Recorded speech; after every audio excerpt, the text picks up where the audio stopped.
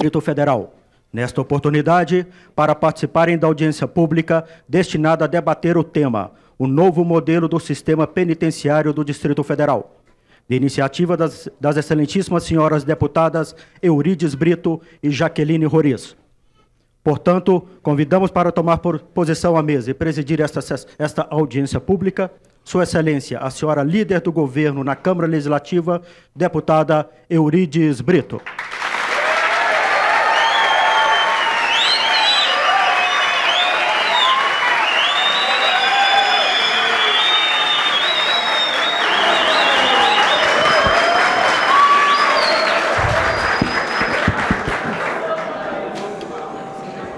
Esta será, meus amigos, jovens que ingressam na carreira pública, essa será uma presidência compartilhada. Eu vou compartilhar a presidência com os colegas deputados, com a deputada Jaqueline Roriz, que preside a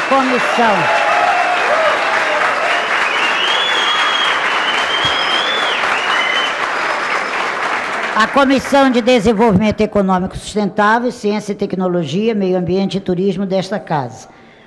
Com o nosso colega, deputado distrital Regufe, do PDT.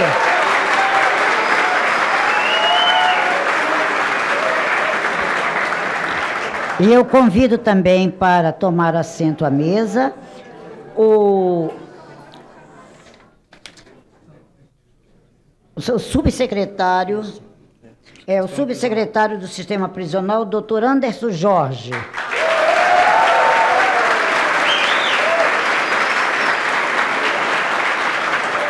E o presidente do Sindicato dos Técnicos Penitenciários, Gustavo Alexi.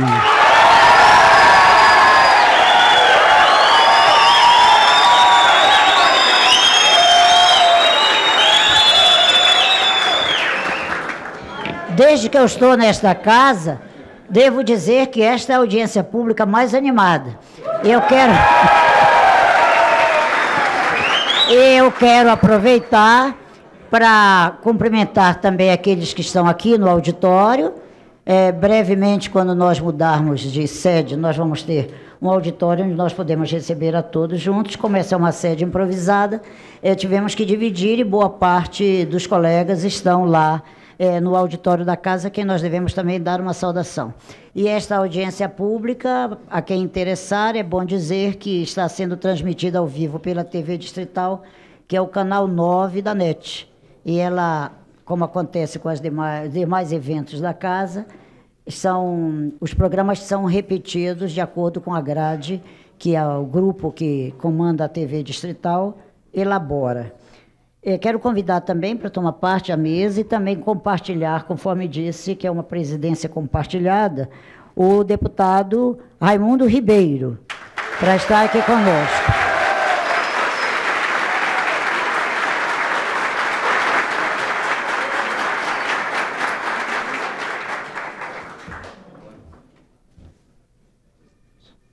Compartilhado. Tá certo.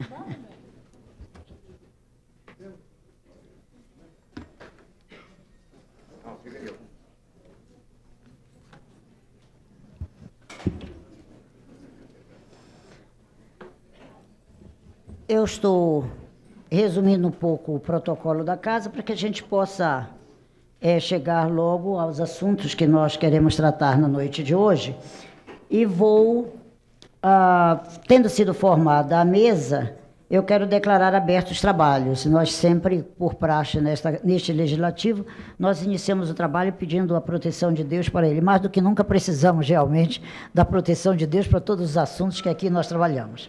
Há uma solicitação especial do deputado Regufe, que vai ter que gravar hoje o programa partidário, e ele solicitou que, logo no início da sessão, eu pudesse conceder a ele a palavra, porque ele tem horário de estúdio.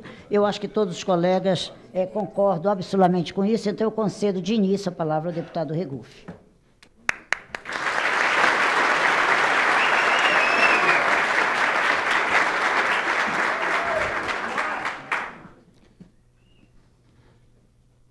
Deputada Eurides Brito e deputada Jaqueline Roriz, que tiveram a brilhante iniciativa de propor esta audiência pública aqui. O que é bom e o que é importante para a população do Distrito Federal tem que ser reconhecido. E eu nunca deixei de reconhecer as boas iniciativas que existem nessa casa. Essa noite aqui é uma delas.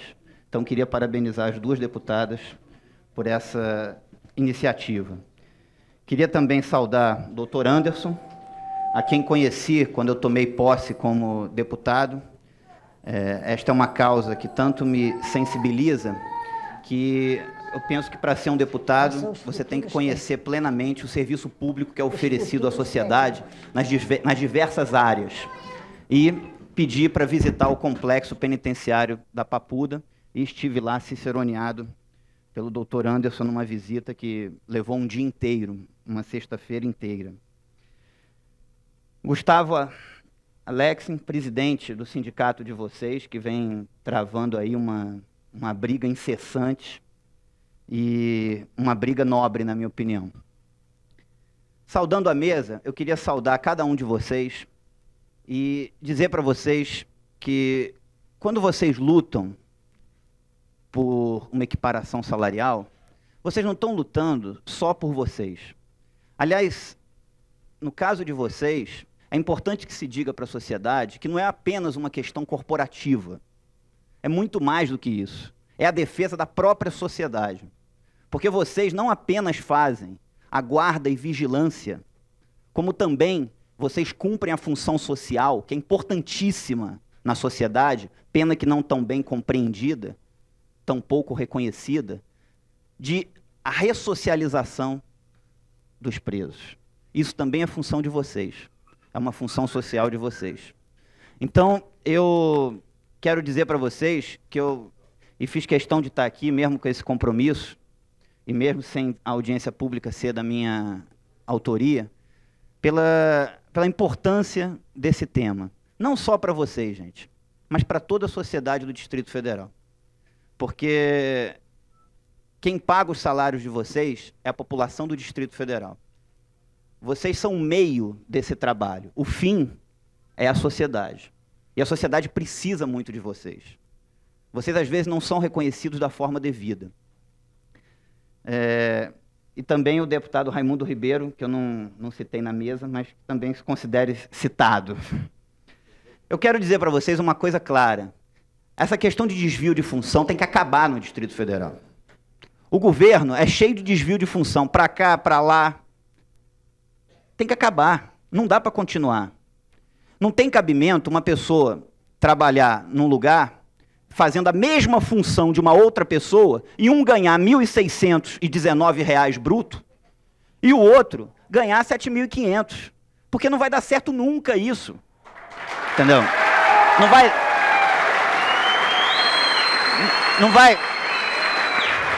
Não vai dar certo e o prejudicado é a população. É a população. Então isso, na minha opinião, deveria ser equiparado. Agora, ainda tem um nível intermediário, que é o policial militar, que ganha 4.500 mais 1.000 de uma gratificação. Ou seja, ainda tem 3 níveis. Ou seja, isso gera, no próprio trabalho, uma situação muito ruim. Eu não quero me alongar, mas eu quero dizer que qualquer documento que saia escrito daqui, pedindo essa equiparação salarial, terá minha assinatura, e eu penso que essa casa tem que cumprir a sua função com a sociedade do Distrito Federal e comprar essa briga. Eu recebi vários de vocês no meu gabinete, recebi vários e-mails, já há tempo falando disso, e eu acho que está na hora de se ter uma solução prática, objetiva, porque o que as pessoas querem é uma solução objetiva. Então, eu espero que isso saia daqui com uma proposição. Quero novamente parabenizar a deputada Eurides, a deputada Jaqueline pela iniciativa. Queria ter tido eu a ideia de propor uma audiência pública para tratar desse tema. Mas tão logo eu soube, eu falei, não, vou lá e vou dar o meu apoio. Porque eu acho que é um tema importante. O sistema prisional, às vezes, é deixado de lado pela sociedade. Mas faz parte da sociedade. Qual é a sociedade que a gente quer? Bom, porque se não serve para nada, deveria matar todo mundo, então. Então mata os presos e acabou. Agora, se a gente chega à conclusão que existe uma possibilidade de ressocialização de pessoas que estão ali, e isso, gente, é função de vocês, é uma função importantíssima. Recuperar um ser humano, porque não é só guarda e vigilância. É uma função muito importante. E que eu espero, gente, e aí, se eu falei tudo até agora que agradou vocês, eu vou falar uma coisa que talvez não agrade. Mas eu espero que cada um de vocês tenha na consciência de vocês que vocês estão ali não apenas para receber um salário no final do mês, mas que vocês estão ali também e principalmente para cumprir esse papel. Eu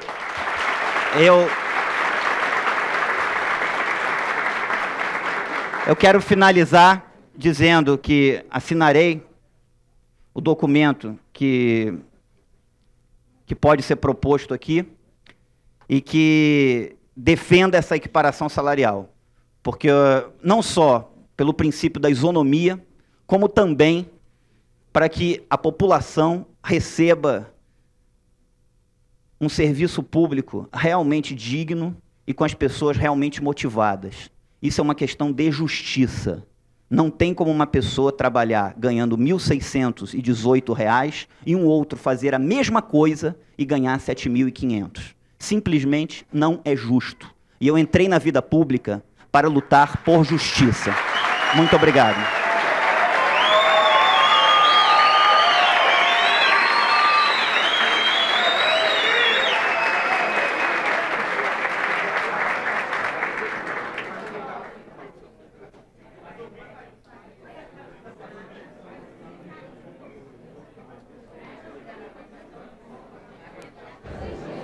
Eu convido também para formar aqui a mesa conosco a deputada Érica Cocai, vice-presidente.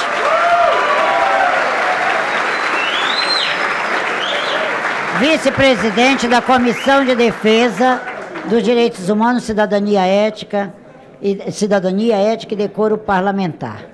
Quando apresentamos o requerimento 1718, já de 2009, pedindo a realização desta audiência pública, com amparo no artigo 145 do nosso regimento, nós, as deputadas signatárias, deputada Jaqueline Ruiz e eu, nós apresentamos o requerimento com o objetivo de discutir as recentes mudanças no sistema prisional do Distrito Federal, que alterou a forma realmente de administrar essa questão tão sensível para todos nós e tão importante, mais que importante, imprescindível para a sobrevivência da própria sociedade, que é a organização desse sistema.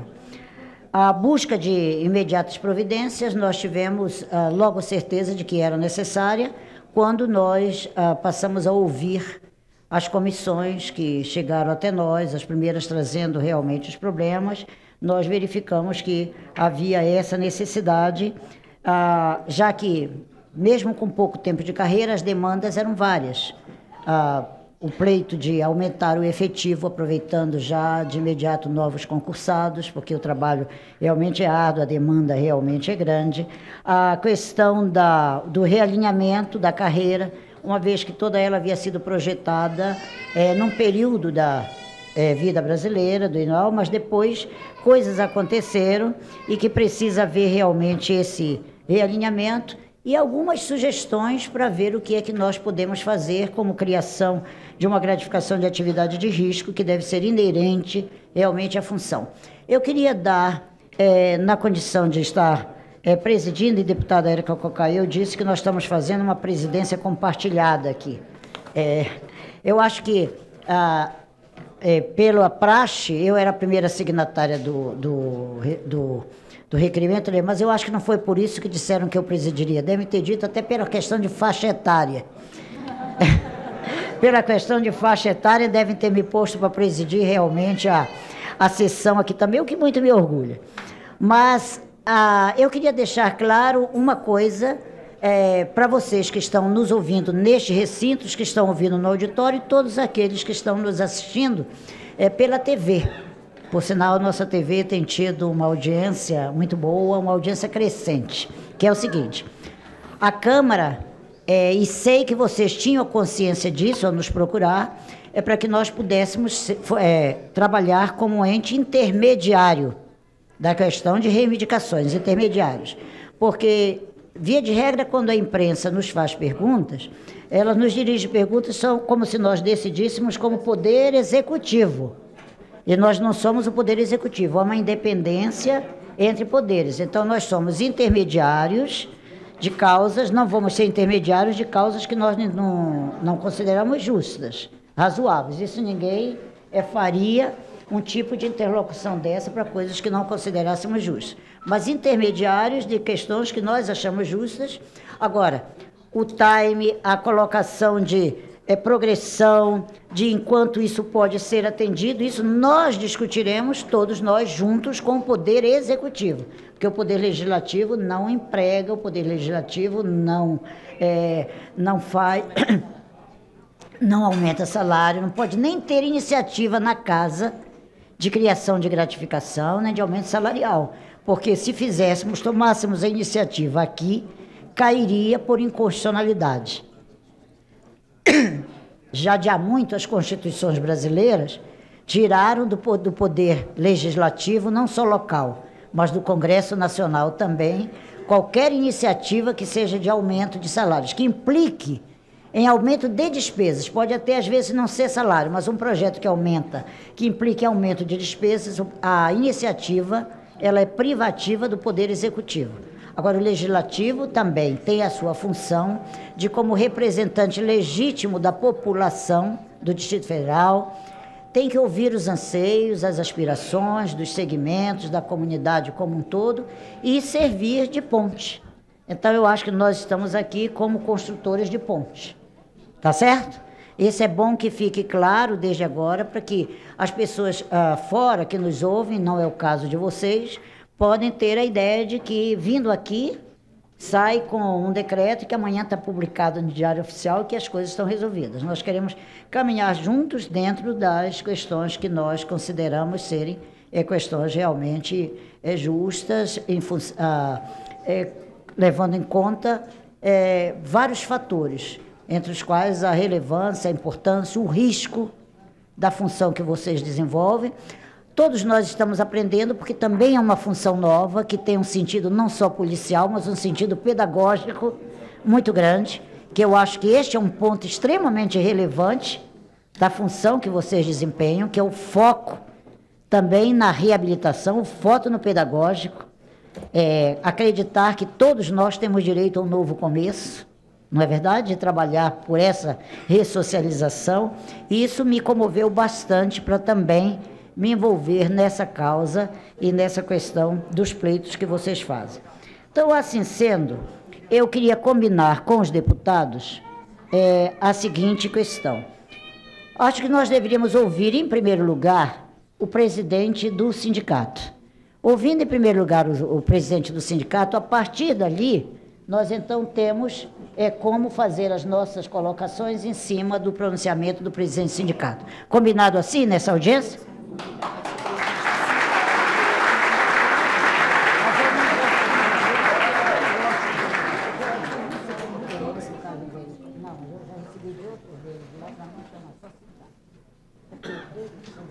Boa noite.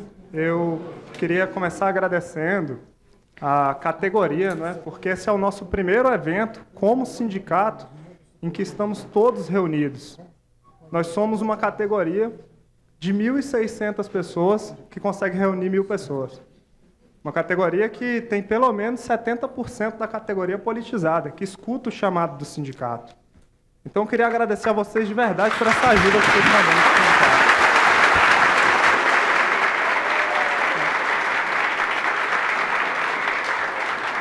E eu gostaria de agradecer ao deputado Regufe, né, que saiu e que, assim, normalmente é contra despesas, né, com um discurso razoável, e que reconheceu que a nossa causa é nobre e que vai nos apoiar no nosso pedido de equiparação salarial, né? Nosso realinhamento salarial para que o nosso salário se adeque às condições do sistema penitenciário, que são condições difíceis. Eu quero aproveitar para agradecer às deputadas Eurides Brito e Jaqueline Roriz, que têm comprado...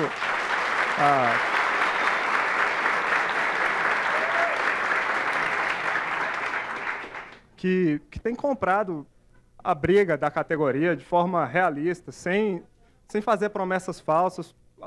A deputada Jaqueline Roriz prometeu uma nomeação e conseguiu uma nomeação, e a nossa categoria é grata até hoje. A deputada Eurides Brito está intermediando as nossas negociações salariais, e agradecer aos demais deputados da mesa por nos apoiarem nessa luta, porque nós sabemos que nós precisamos do poder legislativo inteiro, né? Porque a nossa causa é nobre, mas é uma causa difícil. E eu gostaria de agradecer também ao trabalho desenvolvido pelos diretores e o secretário do Sistema Penitenciário, né, o Dr. Anderson e o Dr. Adiel, e ao trabalho dos diretores, em especial ao Dr. Valdemiro e ao Dr. Celso, que tem feito um trabalho, assim, tem nos apoiado, né, a causa da nossa categoria. E aos demais diretores. E agradecer a receptividade dos demais diretores, né, que nos passaram o serviço de direito, e hoje a nossa categoria ela é bem vista pelo juiz da VEC, né, autoridade máxima da execução penal, também devido à forma que eles nos passaram o trabalho, né, porque todo mundo não acreditava que com R$ 1.600 nós conseguiríamos manter o sistema penitenciário como o melhor do Brasil. Melhor até do que o DEPEN federal, porque o DEPEN federal faz o que nós fazemos, que é acabar com a criminalidade, mas ele não ressocializa ninguém. O único que ressocializa é o nosso.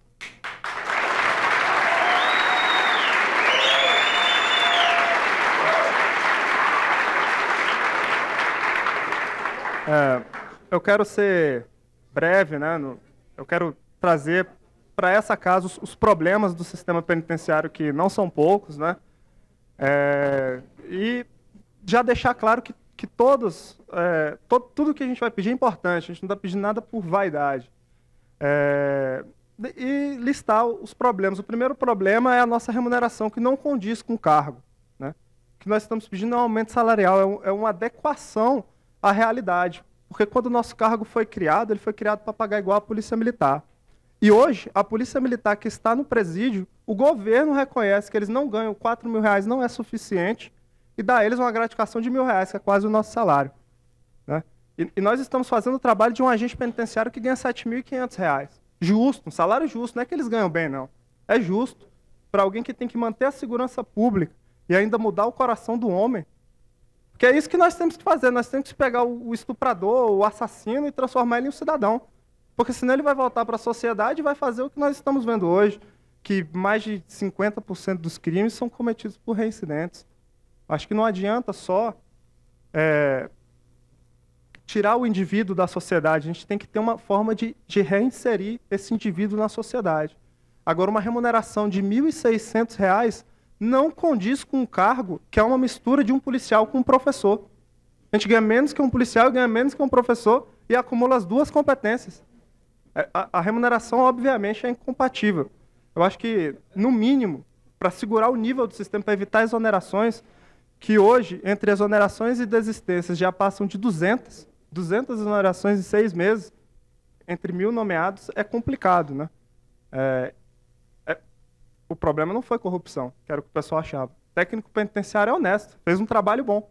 Agora, se o Ministério paga mais, o técnico penitenciário vai. E o governo investe em um profissional que dá mais de 1.000 tiros no curso de formação, que é um número proporcional que um oficial de PM realiza. Nosso treinamento em matéria de tiro, em 2 meses, a gente já tira a quantidade que um oficial de PM faz em 3 anos. Então isso mostra a excelência do técnico penitenciário. Nenhuma fuga, um sistema rígido, porém com problemas. Porque deveriam ser 1.600 trabalhando e hoje temos 750. Eu tenho que fazer o trabalho de um colega que já era para ter sido nomeado no começo do ano. Eu preciso de nomeação de todo mundo. Por quê?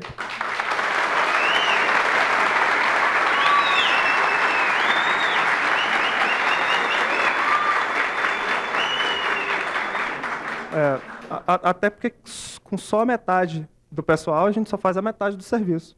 Eu posso muito bem, com os técnicos penitenciários hoje, oferecer um serviço de segurança pública. Mas e o meu compromisso com a justiça?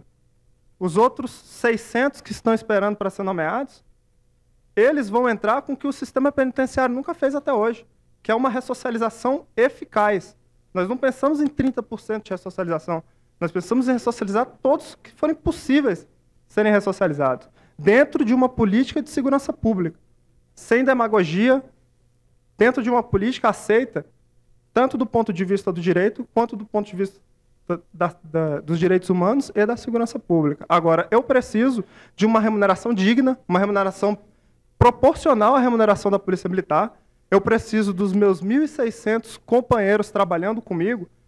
E eu tenho um segundo pedido para fazer para a Câmara, que é uma questão que já está pendente há algum tempo, que o dinheiro das cantinas, inclusive os diretores podem até explicar isso melhor, o dinheiro da cantina ele era revestido para fazer manutenção no sistema penitenciário. Hoje, o sistema penitenciário está semi-sucateado porque o dinheiro das cantinas não retornou. Tem um projeto de fundo penitenciário nessa casa que está parado e eu vou pedir, além do compromisso da remuneração e nomeação, um compromisso dessa casa para que seja aprovado o fundo penitenciário.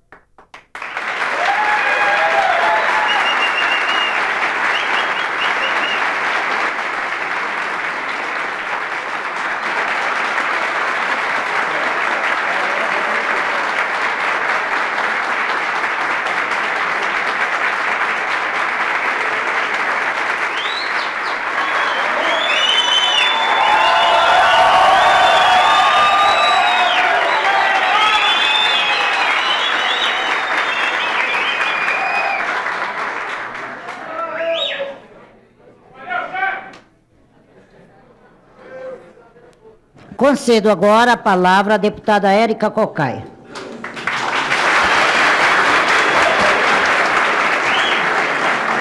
Antes da deputada começar a falar, eu queria registrar a presença do Dr. Valdemiro Fonseca. As siglas... Ele é diretor do PDF 2º. PDF 2. 2. As siglas, eu vou dizer que as siglas quase todas são desconhecidas minhas. Por exemplo, diretor do CIR, Dr. Márcio Marques. Deusuíta, diretora do Presídio Feminino. Dr. Ricardo, diretor na CESIP, diretor de inteligência. O Hélito, presidente do Simpol. O doutor Valdemiro Fonseca, diretor também do mesmo PDF 2. Aprendi. Doutor Luiz Mauro, diretor de operações especiais.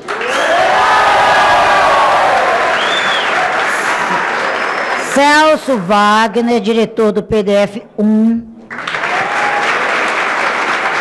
Adiel Teófilo, diretor da Subsecretaria do Sistema Penitenciário. Com a palavra a deputada Érica Cocai.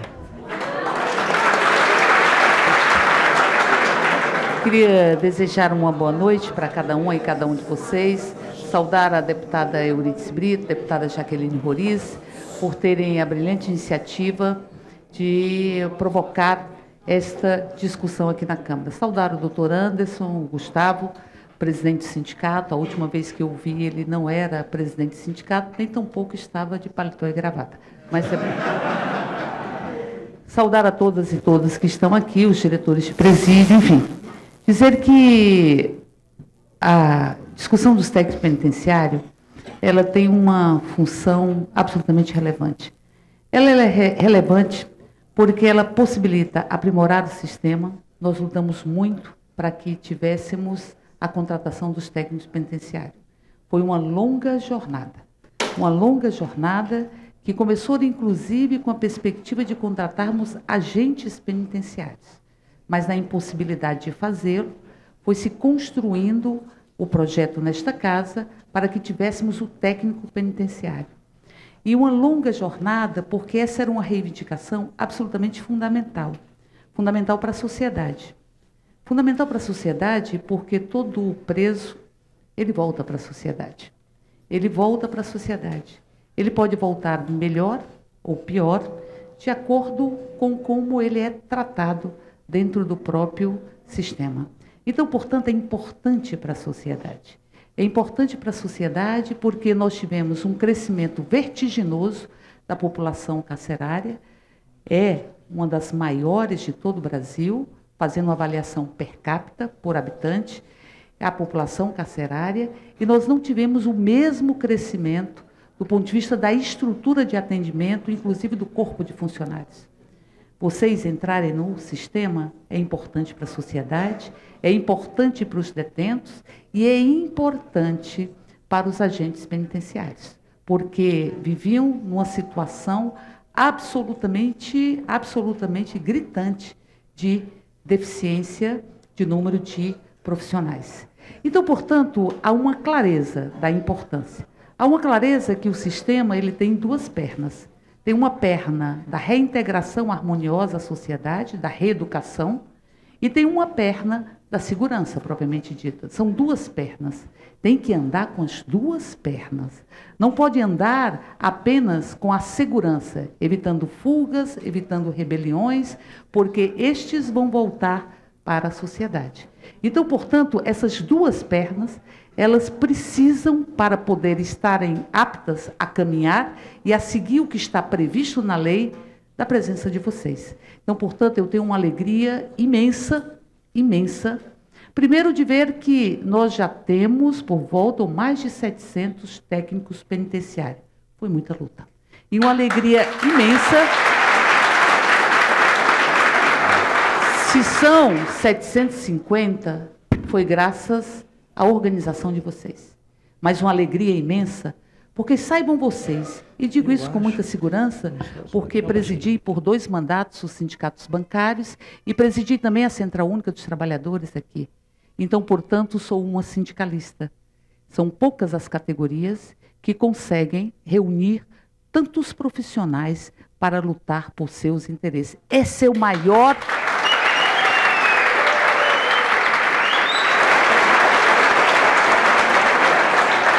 Essa é a maior segurança que nós temos de que vocês vão construir uma vitória. Porque foi uma conquista, termos 750 por volta disso, mas é uma conquista que pode se desconstruir. As condições que estão dadas de trabalho para profissionais que passaram por um concurso, e como todo concurso, extremamente disputado, que passaram por um treinamento, que estiveram submetidos a estar em um curso antes mesmo de adentrar ao sistema. Portanto, nós temos nestas condições de termos os profissionais ganhando R$ 1.600, com a competência que tem, com a qualidade que tem, tendo passado por um processo seletivo extremamente árduo, não sei quanto tempo vai ficar. Não sei.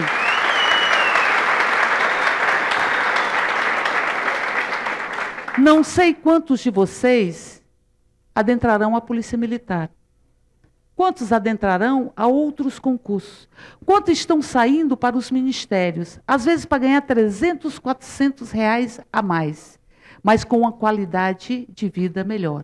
Porque nós estamos aqui falando do realinhamento salarial, porque é óbvio. Um salário que foi calculado há 4 anos atrás, se não me falha a memória, e que sofreu nesse período uma perda concreta. Há uma inflação que não pode ser invisibilizada. Então, portanto, nem a inflação foi reposta. Portanto, quando nós aprovamos aqui na Câmara o valor do salário, nós aprovamos para 3, 4 anos atrás. E esse valor já não é o mesmo, porque não sofreu a correção inflacionária. Mas não é só isso. Como é que nós podemos admitir que quem trabalha no regime de escala não tenha direito ao adicional noturno? Não tem direito ao adicional noturno.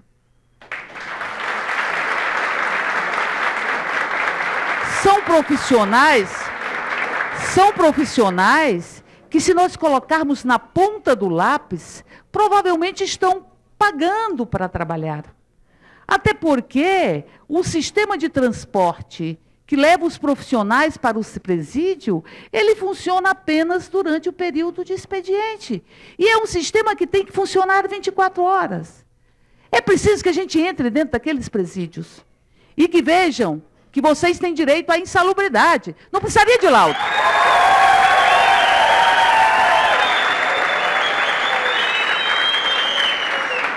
Não precisaria de laudo.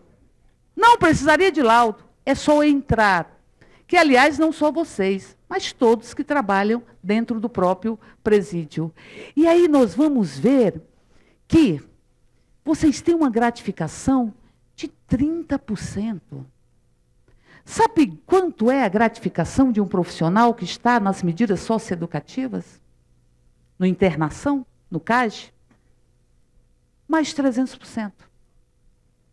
A gratificação de vocês é 30%. 30%. Eu entendo o esforço da CESIP de aumentar a gratificação para 100%, mas é pouco. É pouco.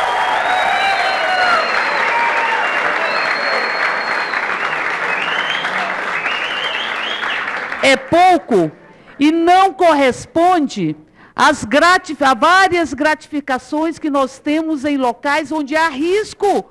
Vocês não têm adicional de risco. Adicional de risco. Alguém pode dizer aqui que não há risco em trabalhar com o presídio? Porque aqui o Gustavo dizia que vocês são parte educadores e parte policiais. Vocês são mais. Vocês são ou não são parte assistente social?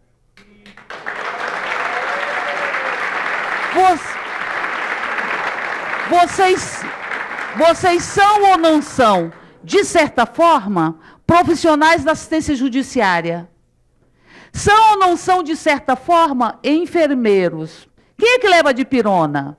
Quem é que leva o remédio? Quem é que vai atrás? Então, vocês suprem quem leva para o hospital, quem é, de certa forma, também psicólogo.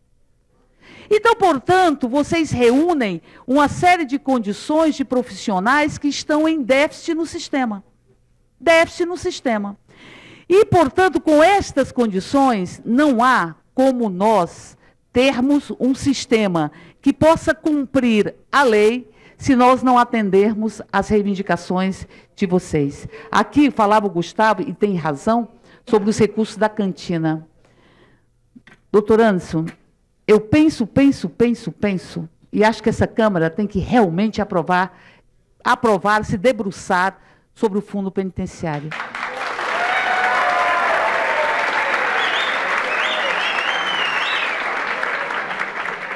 Porque, digo, que não cabe na inteligência de qualquer um e qualquer uma de nós, que nós tenhamos o sistema com tanta precariedade e 2.200.000 das cantinas em uma conta parados.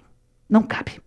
Não cabe você ver os recursos da cantina parados, porque não podem ser utilizados, e tanta precariedade dentro do próprio sistema. E, por fim, eu queria dizer para vocês que uma outra discussão que está aqui na casa era importante, da nomenclatura do cargo. É preciso...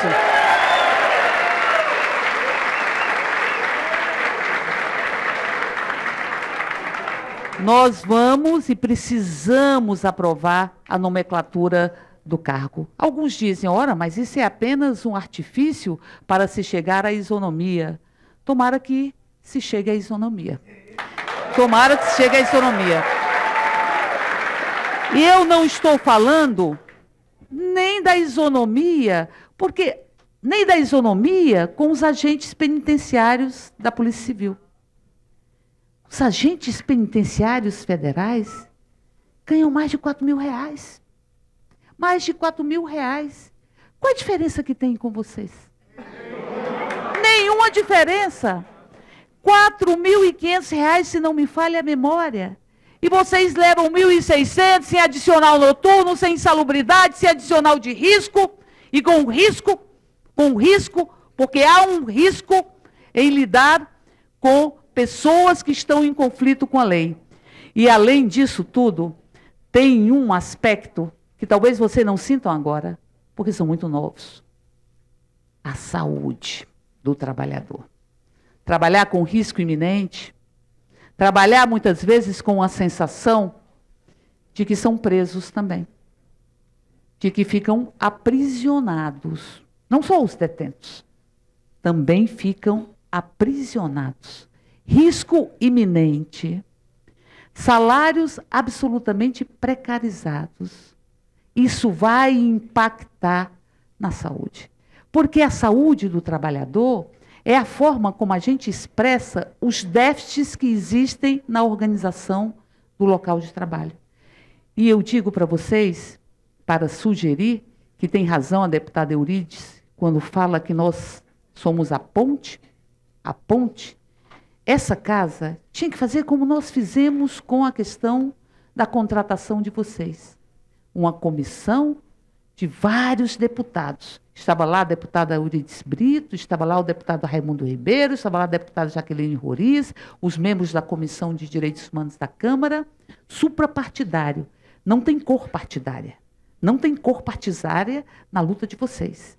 Porque a luta de vocês é importante para a sociedade, é importante para a lei, é importante para vocês mesmos e para os profissionais que já estão no sistema.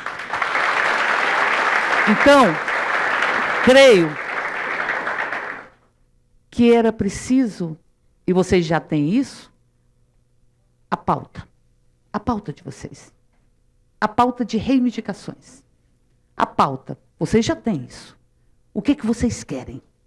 Para sentar à mesa de negociação e começar efetivamente a buscar superar esta pauta. E acho que seria um bom começo, deputada Eurides, deputada Jaqueline Roriz, que se pudesse marcar uma nova reunião com o governador. Porque foi numa reunião com o governador que saiu o compromisso da contratação. Mas é preciso envolver a Secretaria de Planejamento. Doutor Anderson sabe, deputada Eurides, deputada Jaqueline, que não adianta a vontade da Secretaria de Segurança, da CESIP, a vontade de resolver, porque eu acredito nela. Acredito que tanto os diretores de presídio, quanto o CESIP e a Secretaria de Segurança têm vontade de resolver. Essa negociação tem que ser feita com a Secretaria de Planejamento. Vamos, a partir da pauta, ponto a ponto, começar um processo de negociação para que vocês tenham o respeito que cada uma e cada um de vocês merecem. Eu encerro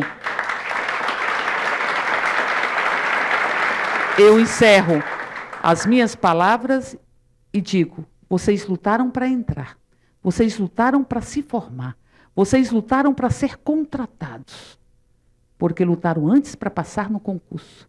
É muita luta. Vocês lutam todos os dias. E encerro as minhas palavras lembrando, parafraseando uma música de um cantor da minha terra, que diz, lutar parece com não morrer. É igual a não se esquecer que a vida aqui tem razão. A vitória e contem conosco.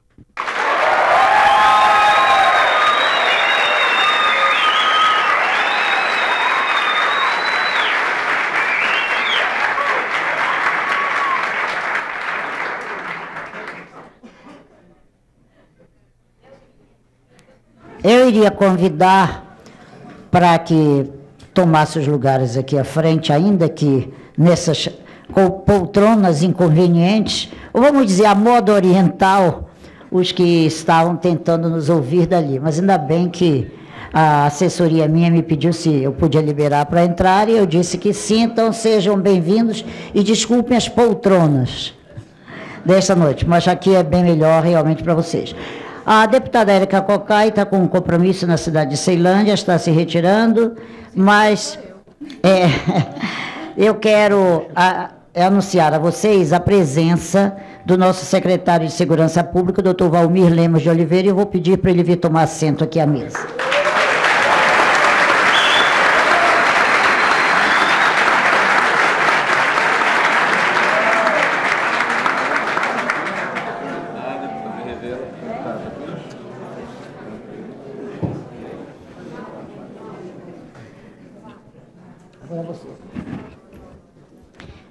Eu passo a palavra à deputada Jaqueline Roriz. Obrigada.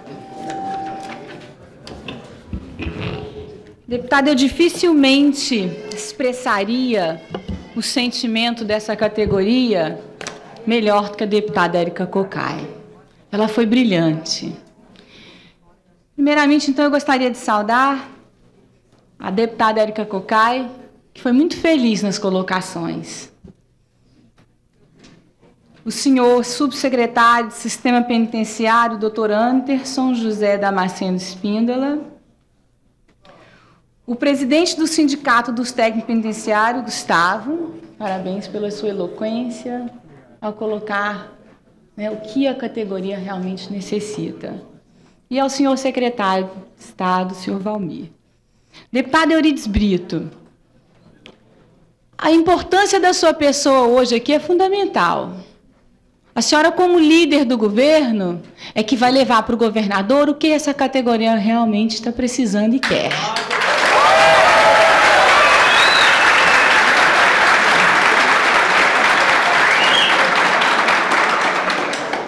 Eu apresentei esse projeto que altera a nomenclatura, que foi citado pela deputada Érica Cocai.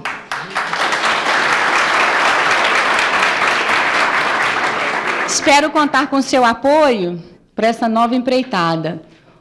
Porque, como a senhora bem disse aqui no começo, a atribuição do aumento salarial não é desta casa. Nós vamos lutar por isso. Mas a atribuição de mudança da nomenclatura é desta casa. A atribuição de aprovação do fundo penitenciário é atribuição desta casa. Então, esta casa tem que cumprir hoje, mostrar ao que ela veio, ao que ela se propõe. E lutar. Eu dificilmente expressaria o que a Érica disse da condição de trabalho de vocês, o que representa na ressocialização do presidiário. Tudo isso foi muito bem dito. Só que eu não acredito em uma audiência pública onde não tem uma proposta real ao final dela. E nós temos que sair daqui com papel por escrito, com uma intenção dessa proposta.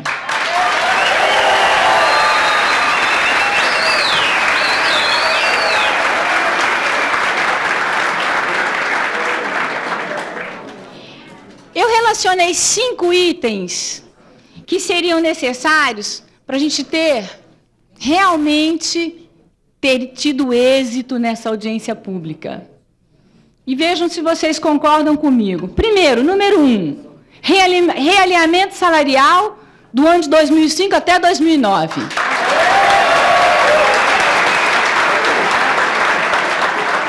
Elevação da gratificação das atividades penitenciárias para 200%.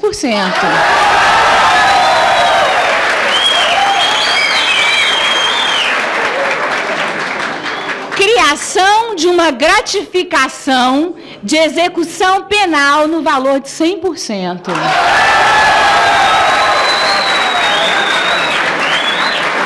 Vai chegar lá. Alteração da nomenclatura de técnico penitenciário para agente de execução penal.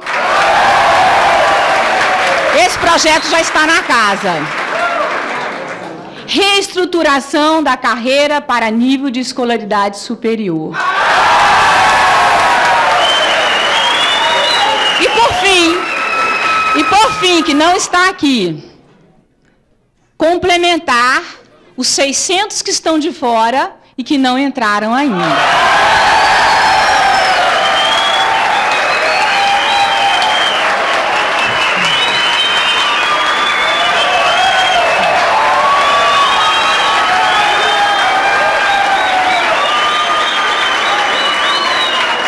Gente, já foram nomeados 1.011. Só que estão efetivos hoje trabalhando 800. Por que será? Eu ponho minha vida em risco, sou psicólogo, como foi dito, sou médico, sou professor, para ganhar R$ 1.600? Quando entraram, era equivalente a um policial militar, era R$ 4.000. E a defasagem, hoje, faz com que quem aparece seu nome no Diário Oficial, seja nomeado, desista. Cada um tem uma família para criar, tem que voltar para casa. Vai botar a sua vida em risco por causa de R$ 1.600? É muito pouco. É muito pouco. Eu não poderia continuar dizendo, porque eu acho que a deputada Érica Cocai foi muito feliz. Mas eu só quero deixar aqui para a deputada Eurides Brito uma sugestão de encaminhamento, deputada, que eu acho que a senhora é sempre muito eficiente e inteligente em todas as suas ações e atitudes dentro desta casa.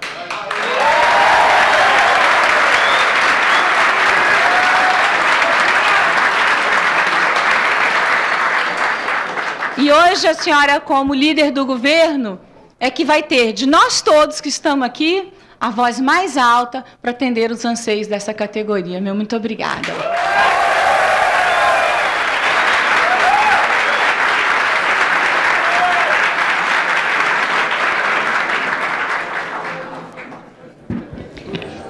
Nós vamos intercalar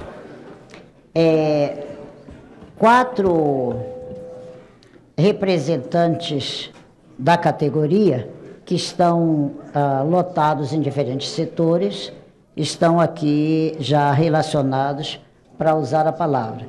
Por uma questão de organização, de tempo e também de respeito a uma categoria, nós não vamos estender a palavra, a não ser os que estão aqui à mesa e os que foram designados na conversa que tivemos com a comissão, para que pudesse falar.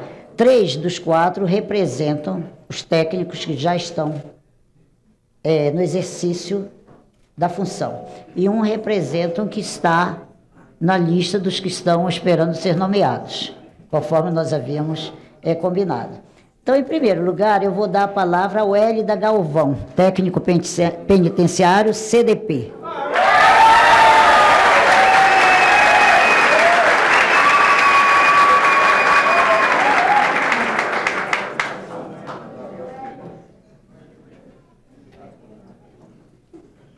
Boa noite a todos.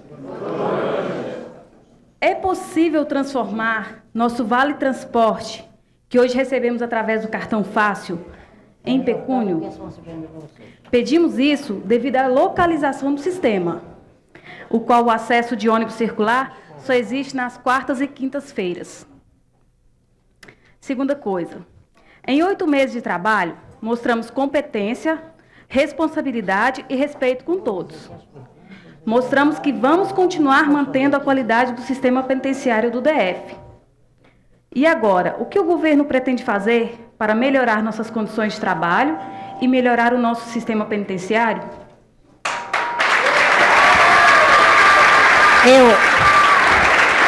Eu vou pedir à Hélida que deixe suas questões aqui conosco, se for possível. Deixe. Você já registrou, mas deixa aqui conosco. Só me passa. Não precisa digitar. Pode deixar aqui e que não há problema também de não podermos ler como está. Isso não há este problema. Ouviremos também o Antônio Arino, técnico penitenciário, GPOE.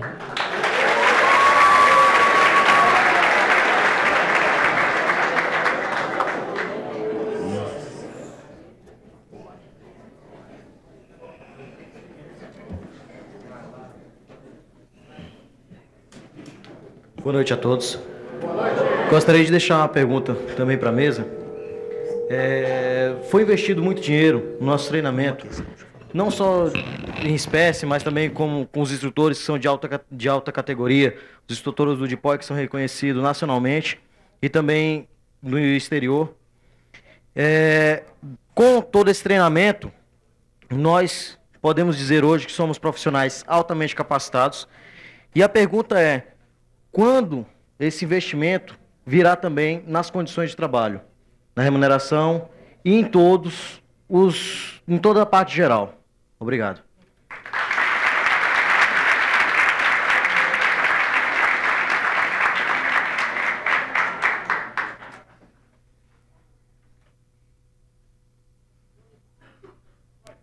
Eu gostaria também de ficar com, se ele trouxe o registro, eu tive que atender aqui uma observação. Já anotou? O doutor Valmir anotou, mas eu, de qualquer forma, ficaria aqui com ela. Muito obrigada. Vamos dar agora a palavra ao Fernando Cavalcante. Vamos agora colocar um no meio que está esperando, aguardando ser chamado. Pode subir, Fernando.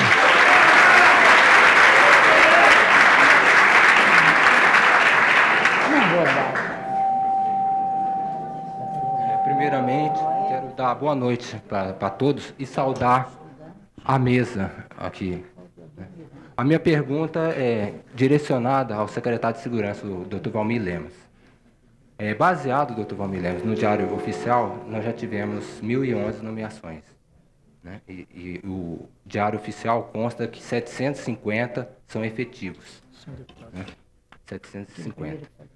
Então, a nossa pergunta é o seguinte: como está o andamento para novas nomeações e se é possível a gente sair já com datas previstas de novas nomeações? Com calendário, né?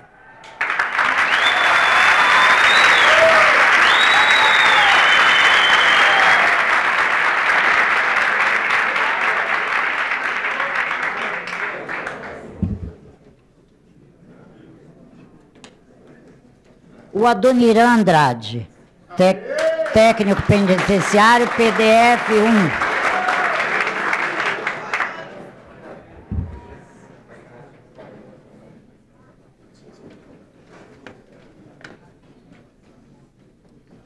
Boa noite, primeiramente. Queria saudar a categoria e dizer que daqui de cima esse pessoal preto tá muito lindo, viu? E a gente contava com vocês. Queria saudar a mesa e, em nome da deputada Eurides Brito, que tem nos apoiado muito, a deputada também Jaqueline Roriz. E queria deixar um questionamento que acredito que a maioria das pessoas que estão aqui, o anseio que nós temos, apesar de palavras, apesar de todas as coisas que foram colocadas até agora, nós precisamos definitivamente de prazos, nós precisamos principalmente de datas. E uma das questões maiores é dizer o seguinte, à mesa, dizer aos nossos colegas que nós já provamos o nosso profissionalismo, nós não precisamos de mais nada, nós já provamos nossa competência, surpreendemos muito daqueles que achavam que isso não seria possível. E queria dizer o seguinte, e queria perguntar, quando é que o Estado vai reconhecer? Quando é que o nosso valor e nos dá a remuneração justa e digna que nós temos direito? Muito obrigado. Queria só mais essa pergunta para encerrar. É o diretor de imprensa, Paulo Rogério. Vou pronunciar.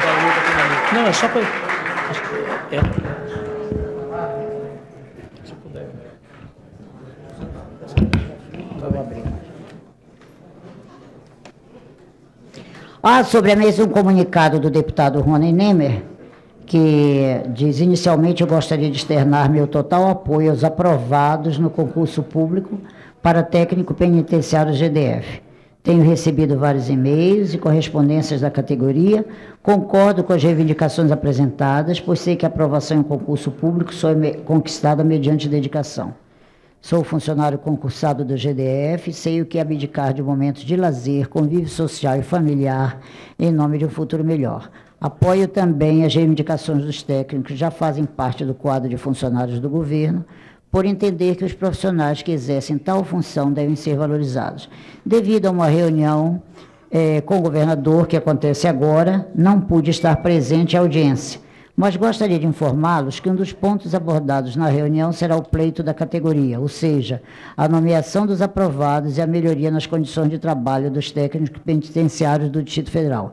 Deixo o meu gabinete à disposição para que juntos possamos trabalhar pela categoria. Deputado Rony Nemer.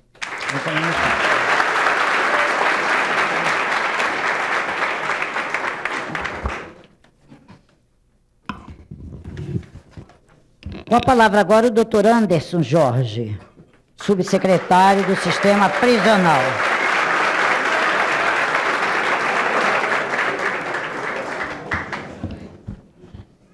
Boa noite a todos. Gostaria de cumprimentar a deputada Eurides, a deputada Jaqueline, deputado Ribeiro, deputado Regufo, que teve que se ausentar, meu chefe, secretário Valmir, o Gustavo Alexim, do Sindipem, o Wellington do Simpol, que também está presente, os gestores do sistema penitenciário, que aqui estão também, e principalmente os senhores, que após um longo dia de trabalho ainda tiveram forças e vieram para cá para uma reivindicação que é mais do que justa. Eu passei para o secretário as informações com relação ao sistema penitenciário que a gente teria. Eu prefiro deixar para que ele fale em nome da secretaria. Tá? Então, eu já vou responder algumas coisas. Primeiramente, deputado, eu gostaria de dizer que nós tínhamos uma grande preocupação com a vinda dos técnicos penitenciários, nós gestores do sistema penitenciário. Né? Eu passei pelo sistema penitenciário praticamente 10 anos atrás como diretor de uma unidade.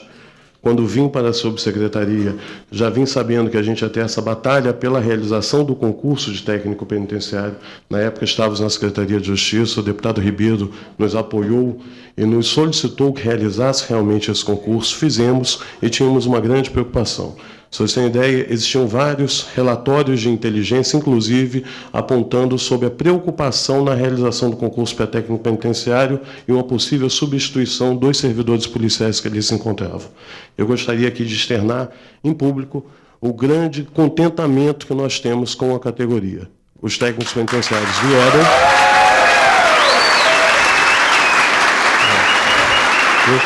Os técnicos penitenciários vieram, ocuparam o espaço dele, estão trabalhando esplendidamente, estão trabalhando muito bem, apesar realmente do baixo salário que ainda possuem, mas estão realmente desempenhando a contento e garantindo que o sistema penitenciário do Distrito Federal seja a excelência que sempre foi.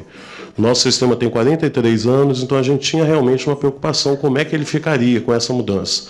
Nós já tiramos 207 agentes penitenciários do sistema penitenciário do DF. 207 agentes foram para a Polícia Civil. Atualmente temos 850 técnicos em efetivo exercício no sistema penitenciário, apesar de termos tido 1.011 nomeações. Em breve, aí o secretário deve falar de futuras nomeações. Eu gostaria de firmar com os senhores o compromisso da subsecretaria, de que é sempre trabalhar com o intuito de melhorar as condições de todo o sistema penitenciário, não só dos senhores, mas de todos os servidores que ali laboram, servidores da área de educação, da área de saúde, os assistentes sociais, as próprias condições físicas de trabalho dos senhores. Esse é o compromisso que a gente tem, não tenham dúvida disso, e disso a gente não pode abrir mão. Muito obrigado.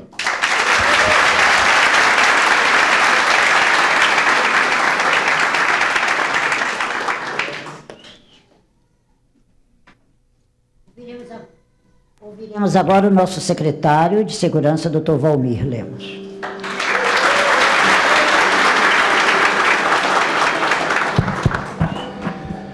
Boa noite a todos. Nesta hora em que cumprimento a nossa deputada Eurides Brito, deputada Jaqueline Roriz, deputado Raimundo Ribeiro. Cumprimento a todos os senhores técnicos penitenciários, senhoras técnicas penitenciárias e principalmente o Dr. Anderson e a equipe de diretores que aqui se encontram pelo grande trabalho que tem sido realizado nos últimos meses. Nós poderíamos começar a falar sobre muitas coisas, mas eu tenho certeza que a grande maioria está preocupada em 2 pontos essenciais. Primeiro, melhoria das condições de trabalho e aumento salarial. Haja vista que praticamente 60% dos aprovados no concurso público já foram nomeados e ou tomaram posse, ou estão em exercício, ou já tomaram posse e deixaram a atividade. Mas para esse grupo, hoje o mais importante é discutir condições de trabalho e salário, que são coisas básicas na nossa vida. E para um outro segmento, um outro grupo, também importante, sob o nosso ponto de vista, são aqueles candidatos que desde o início, desde a primeira comissão, representante do grupo dos candidatos aprovados a técnico penitenciário, estiveram em vários gabinetes, estiveram percorrendo os espaços onde as autoridades estavam presentes e ali buscaram a nomeação de todos. O tempo todo lutaram por todos, mas, infelizmente, nós ainda temos cerca de 500, 550 que estão fora da atividade. Então, obviamente, nós poderíamos falar sobre muitas coisas, O que eu gostaria de colocar para os senhores, primeiro, é que na semana passada, aliás, um pouquinho antes, há cerca de 1 mês e meio, 2 meses atrás, nós, após iniciarmos o processo de retirada dos agentes penitenciários, nós fomos surpreendidos com uma ação que é natural por parte de pessoas ligadas aos policiais militares e bombeiros que continuam no sistema penitenciário. Muitos dos quais, inclusive, técnicos penitenciários, que nos colocaram uma preocupação na medida em que não se sentiam ainda seguros em condições de desenvolver essas ações sem que esse efetivo estivesse próximo, pelo menos nesse primeiro momento. Diante disso, conversando com os diretores, nós fizemos um esforço muito grande no sentido de realizarmos os cursos que o Antônio aqui muito bem mencionou agora há pouco. Esses cursos vocês participaram, vocês sabem que foram cursos que foram trabalhados com muita dificuldade, mas que, graças a Deus, eles foram realizados. Durante esse período, nós recebemos várias informações que só geravam insegurança, tipo, só vamos fazer o curso para 50, só vamos fazer o curso para A para B, quando, na realidade, nada disso tinha sido conversado. Então, conversando com o Dr. Anderson, conversando com os diretores, pedimos que conversasse com os senhores e levasse paz para um ambiente que nós temos que ter tranquilidade. Espero que, até o presente momento, esse esforço comece a ser recompensado.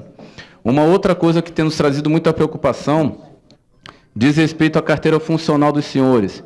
Ninguém tocou nesse aspecto, ninguém, pelo menos no primeiro momento, falou, e eu acredito que muitos dos senhores andam com uma declaração que foi assinada por mim.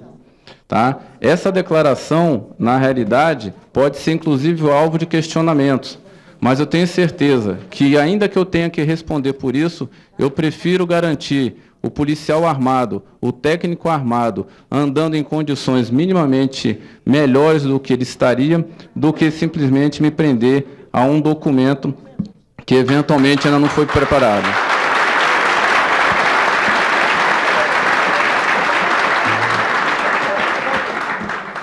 Eu tenho certeza que o grupo que aqui se encontra é um grupo extremamente preparado. Podem ter certeza que a cada momento em que eu tenho que assinar um ato de exoneração, eu fico imaginando qual é o profissional que nós estamos deixando de ter no nosso sistema e para onde ele está indo. Será que ele está deixando o sistema porque ele não se adaptou à atividade, ou será que ele está deixando o sistema por conta de R$500, R$600 a mais? 1.000, 1.200, 3.000, 10.000. O que importa é qual é o motivo real. É salarial? É de adaptação? Nós temos que buscar essas informações. O que eu queria colocar também para os senhores, que na última segunda-feira eu participei da abertura do segundo curso de agentes penitenciários federais, promovido pela Secretaria Nacional de Justiça. Ali eu conversei com o Dr. Mitchell, conversei com o Dr. Damasca, o diretor do Departamento Penitenciário Nacional, e eu disse para ele exatamente da diferença que nós estávamos tendo entre o técnico penitenciário e o agente penitenciário federal. Nós estamos na capital do país, nós estamos trabalhando dentro do melhor sistema penitenciário do país. Eu vi uma expressão que diz respeito ao baixo salário como fator de corrupção. E eu tenho certeza, conhecendo parte dos senhores, pelo que eu já percebi, eu tenho certeza que a opção dos senhores é por sair. Vocês vão preferir sair do que se corromper, porque vocês têm um perfil totalmente diferente de muitos por aí afora.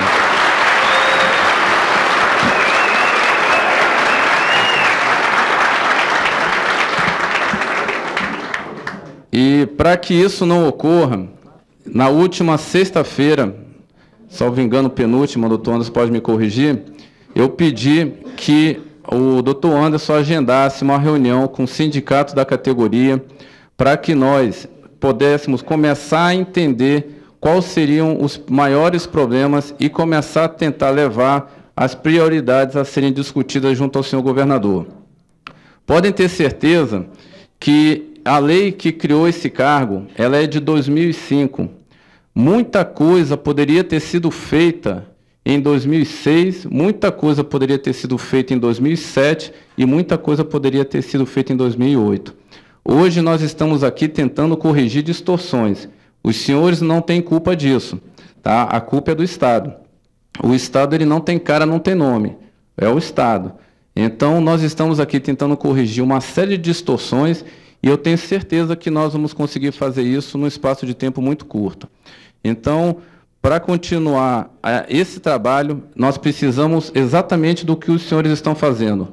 Mobilização, precisamos que os senhores continuem demonstrando o profissionalismo que foi colocado aqui, porque a Justiça tem reconhecido a qualidade do trabalho dos senhores, o Ministério Público tem reconhecido a qualidade do trabalho dos senhores, a Defensoria Pública tem reconhecido o trabalho que os senhores vêm desenvolvendo e, principalmente, as pessoas que organizam o trabalho dos senhores e fiscalizam a qualidade do trabalho dos senhores têm reconhecido tudo isso que tem sido dito.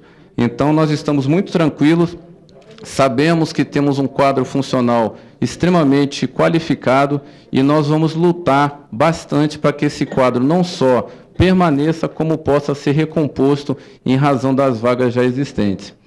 Em relação ao segundo grupo, que é o grupo que aguarda a nomeação, e eu tenho certeza que cada dia é um dia, e os senhores conversam com muita gente, eu queria dizer que há cerca de 15 dias atrás, 20 dias atrás, nós novamente pedimos a relação dos cargos vagos, aqueles que as pessoas foram nomeadas e eventualmente não tomaram posse. Pelo que eu tenho conhecimento, era algo em torno de 26. O doutor Anderson fez um levantamento entre exonerações e pessoas que não tomaram posse, o número parece que chegaria perto de 90, 90 e poucos. O mais importante é dizer para os senhores que, atualmente, 60% praticamente desse quadro já entrou. O governador está consciente da situação dos senhores. A bancada de parlamentares que está nessa casa, com certeza, eu não conheço um único parlamentar que tenha dito algo contrário à nomeação dos senhores. E o trabalho que nós estamos fazendo é um trabalho muito grande. Agora, eu quero que os senhores também, dentro dessa discussão, dentro dessas preocupações, os senhores comecem a enxergar uma dificuldade que eu estou percebendo e estou tentando já criar algum tipo de ambiente para que ela possa ser minimizada. Ao contrário da Polícia Militar, do Corpo de Bombeiros, da Polícia Civil, que são pagos com recurso do Fundo Constitucional, os senhores são pagos com recurso do Tesouro do Distrito Federal. Então, nós temos que levar também em consideração outras carreiras profissionais que existem dentro do Distrito Federal e que, obviamente, são pagos com recursos do GDF. Dentro disso, eu louvo aqui as propostas de reajuste salarial, acho que todas elas são extremamente importantes, até para que nós possamos ter um marco para discutirmos se é viável ou se não é viável. Agora, eu gostaria de colocar para os senhores, eu não sei se é verdade, o doutor Anderson fez um cálculo aqui e disse que o salário inicial seria em torno de 5 mil, 6 mil? Mais ou menos. Como? Tá. Então, o salário inicial é de 1.500 e pouco e pelas propostas iria para algo em torno de 5.000 e pouco. Eu não vou dizer para vocês que é muito ou pouco, porque eu acho que quem trabalha com quem tem que preservar a vida de terceiros ou colocar sua própria vida em risco não tem dinheiro que pague essa situação.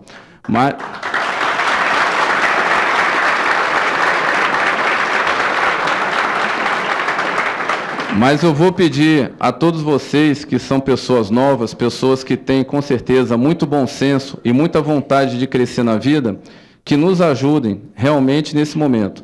Nos ajudem a encontrar os caminhos, ajudem os parlamentares a buscar as soluções no seu ponto de vista político, porque eu tenho certeza, se que nós conseguirmos avançar num ambiente de tranquilidade, de harmonia, com certeza, em pouco tempo essa categoria será uma categoria não só forte pelo carinho que vocês têm entre vocês mesmos, mas principalmente forte pelo setor que vocês trabalham, que é a segurança pública. Porque não é qualquer um que trabalha na segurança pública e com certeza os senhores fizeram por merecer estar aqui. Muito obrigado.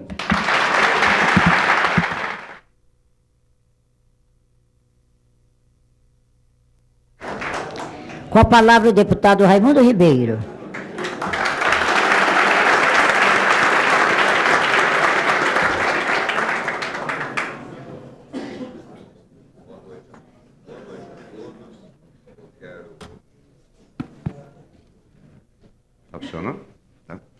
Eu quero inicialmente saudar e parabenizar a deputada Eurides Brito, que, em conjunto com a deputada Jaqueline Roriz, teve a feliz iniciativa de trazer este debate para esta casa.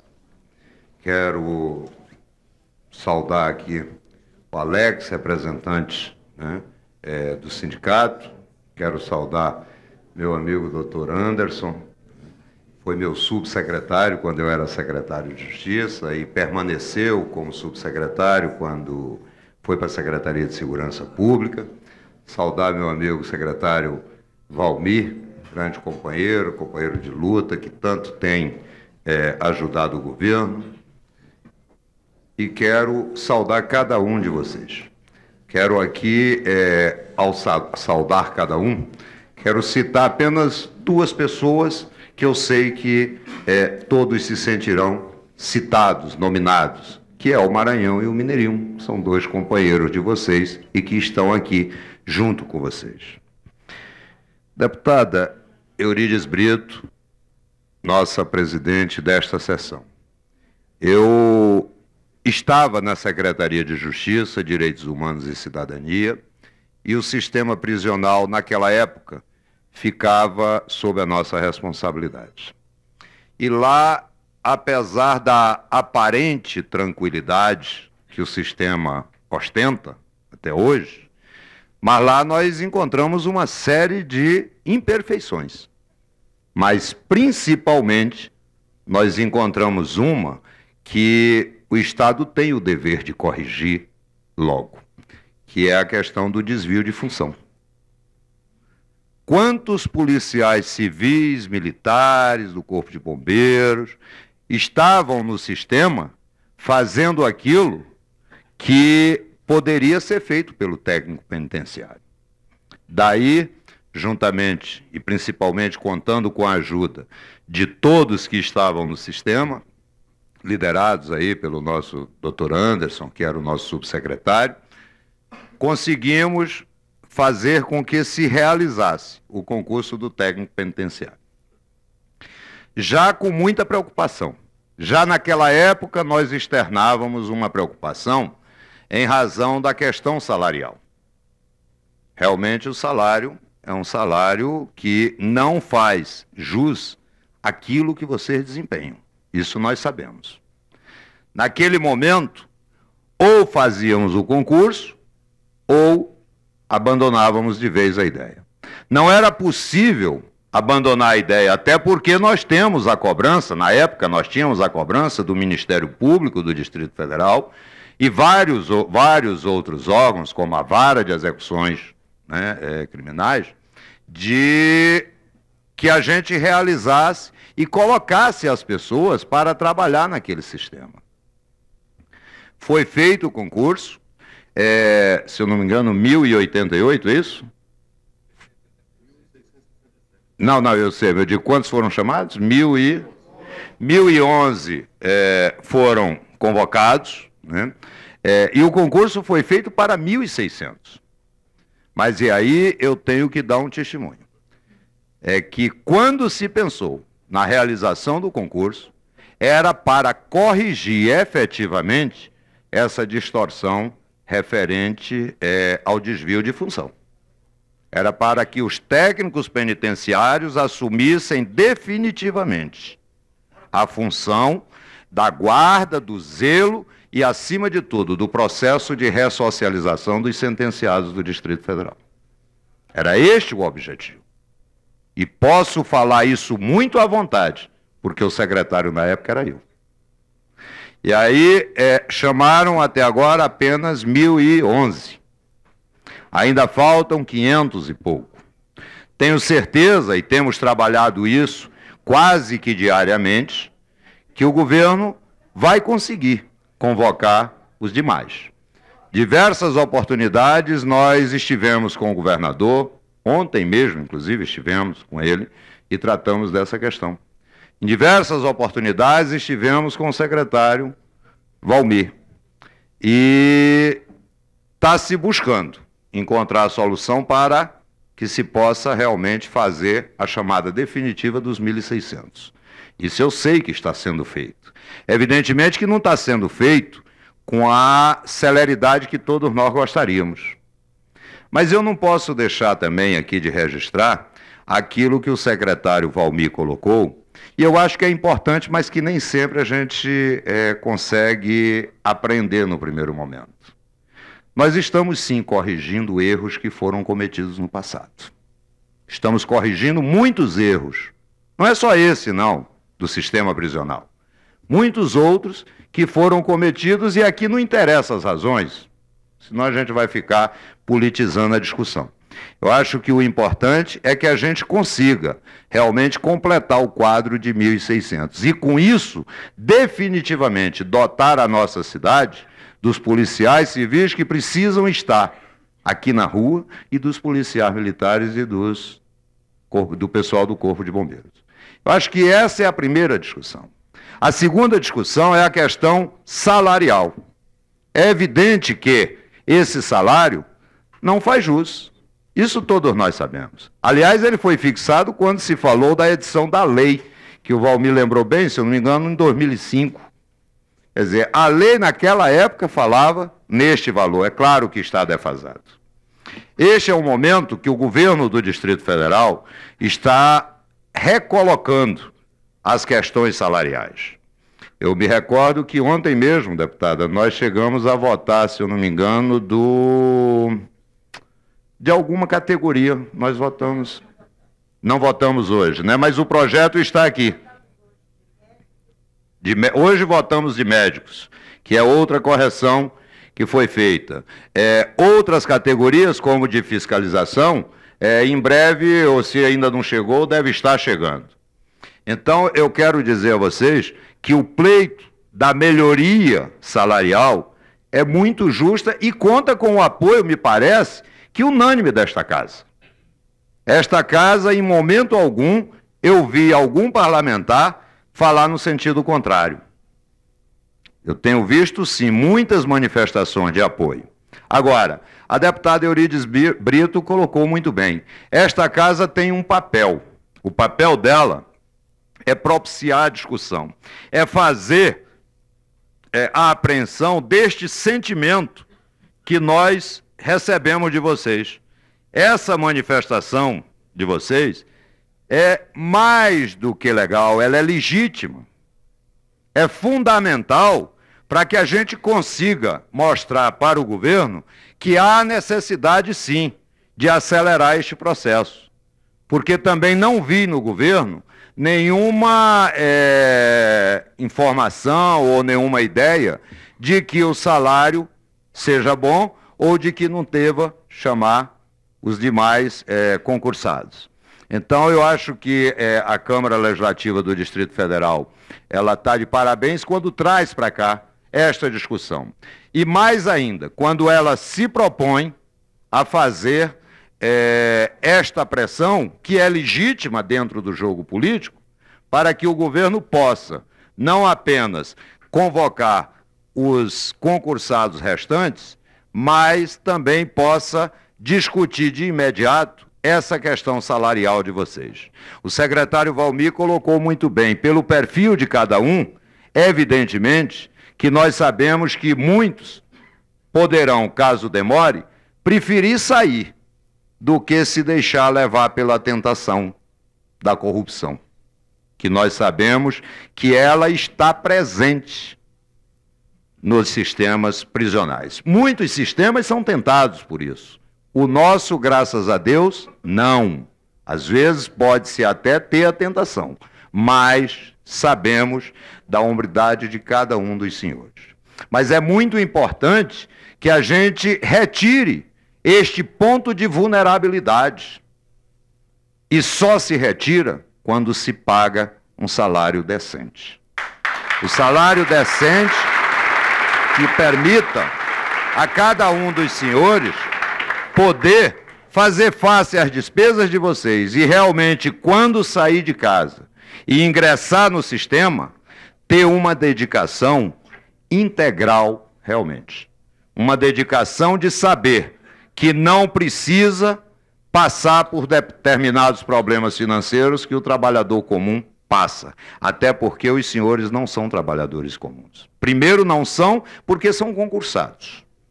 Não devem este cargo que vocês ocupam a ninguém, a não ser ao conhecimento que adquiriram ao longo do tempo.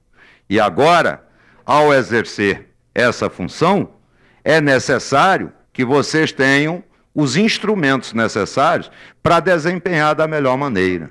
Evidentemente que aqui a gente não vai ter a veleidade de colocar questão de valores, porque não nos compete isso. Mas eu quero deixar aqui uma proposta que certamente a Câmara remeterá ao governo do Distrito Federal e certamente o nosso secretário de Segurança levará diretamente ao governador, que é no sentido de que a gente possa estabelecer um prazo definitivo para que se discuta dentro deste prazo e se possa definitivamente a gente estabelecer qual é o piso salarial que é possível se pagar aos servidores do sistema prisional, que são os técnicos penitenciários. Então, eu acho que este prazo precisa sim ser estabelecido. Aqui alguém, eu não sei quem foi, que falou que precisa de prazos. Quem precisa de prazo, na verdade, não são só vocês. É principalmente o Estado, o maior responsável pelo sistema que tem aí. Nós somos meros agentes. O Estado não, o Estado tem a responsabilidade. O governo tem a responsabilidade. Então, eu acho que nós poderíamos estabelecer um prazo para que a própria Câmara pudesse ajudar nesse processo de discussão. Não sei se a gente apelida de plano de cargos e salários. Eu acho que o apelido é o que menos importa. O que importa é que a gente possa efetivamente oferecer a vocês a perspectiva de que num prazo curto a gente tenha um salário digno para que vocês possam trabalhar de forma sossegada. E com certeza, e aí eu creio que falo em nome de todos os 24 deputados distritais dessa casa, no momento em que a gente conseguir construir este plano com salário que seja um salário decente para a categoria, esta casa estará pronta para votar e aprovar aquilo que é justo para todos vocês. Muito obrigado, presidente.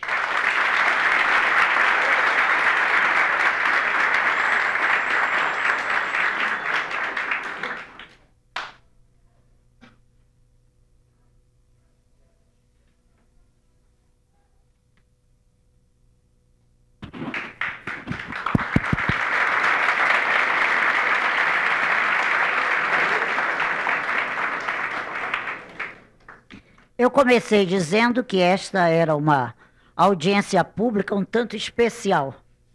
Especial pelo número de participantes, que tivemos que dividir a audiência em mais de um espaço, sem dar a todos um conforto devido, mas estamos todos dentro de um mesmo objetivo e com o foco realmente na mesma questão. Isso é bom. Eu aprendi uma vez, quando comecei a vida pública e, por formação, a minha carreira toda foi na educação e, por isso, aos 34 anos de idade, eu me tornei a primeira mulher a dirigir uma secretaria nacional no Ministério de Educação e também o mais jovem entre homens e mulheres a ocupar uma secretaria nacional naquele ministério. E logo de entrada no Ministério da Educação, eu aprendi. Uma vez, num despacho com o ministro, nós estávamos tratando algumas questões relativas à questão salarial do professor no Brasil, e eu vi uma frase que se tornou antológica e que, de vez em quando, eu costumo usar. Essa frase é a de que o servidor que está satisfeito com seu salário não faz jus a ele. Então, isso significa que a acomodação nunca vai ajudar a resolvermos realmente os nossos problemas. Então, eu espero que todos aqui sejamos profissionais, eu agora já aposentada da Universidade de Brasília, mas ainda como profissional da Universidade de Brasília, eu também reclamo quando chega corte, quando chega alguma coisa que resolveram que vão tirar ou vão juntar e vai acontecer isso ou aquilo, porque acho que o meu trabalho sempre eu faço jus a ele, me dedicando profundamente, com toda a garra, com toda a raça ao trabalho, tal qual vocês que iniciam uma nova carreira, estão também fazendo, tenho plena certeza disso. Eu observei muitos técnicos penitenciários que estavam anteontem à tarde dando plantão na penitenciária feminina. E observei o zelo, a dedicação e o respeito que eles imprimiam ao local, em todas as atividades que ali eles estavam realmente desempenhando. Encontrei alguns que compunham a comissão que está tratando conosco aqui do assunto, mas fiquei observando. E cheguei daquela tarde também à confirmação de uma visão que eu já havia feito, mas precisava uma consolidação disso e de que vocês estão fazendo a diferença. Isso realmente é muito importante. Saber. Houve realmente a novidade, o novidadeiro na admissão de vocês para o sistema prisional, porque vocês trouxeram um elemento a mais que faltava.